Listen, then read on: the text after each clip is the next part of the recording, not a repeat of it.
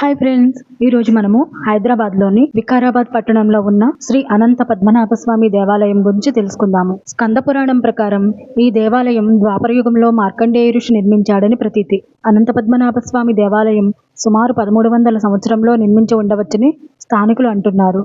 దట్టమైన అడవి, కొండలు, గుహలతో ఋషులు తపస్సు చేసుకోవడానికి అనుకూలంగా ఉండే ఈ ప్రాంతంలో ముచుకుందుడనే రాజర్షి ఇక్కడ తపస్సు చేశాడట. శ్రీకృష్ణ బలరామ దేవుళ్ళు ప్రత్యక్షం కాగా ముచుకుందుడు సంతోషించి వారి పాదాలను కడిగి జీవితాన్ని ధన్యం చేసుకున్నాడు. ముచుకుందుని చేత శ్రీకృష్ణుడి పాదాలను కడిగిన జలమే జీవనదిగా మారిందని కథనం. అనంతగిరి కొండల్లో పుట్టిన ముచుకుంద నది కాలక్రమేణా మూసీ నదిగా మారింది. అనంత పద్మనాభ స్వామి దేవాలయానికి మరో కథనం కూడా ఉంది. కలియుగ ప్రారంభంలో మహావిష్ణువు మార్కండేయ మహామునికి దర్శనమిచ్చి అతని తపఫలముగా శాలిగ్రామ రూపంలో అనంత పద్మనాభుడిగా అవతరించాడని చరిత్ర ద్వారా తెలుస్తోంది. దేవాలయం పక్కనే ఉన్న భగీరథ గుండంలో స్నానాలు చేస్తే కోర్కెలు తీరడమే కాకుండా సంతాన ప్రాప్తి కలుగుతుందని ప్రజల నమ్మకం.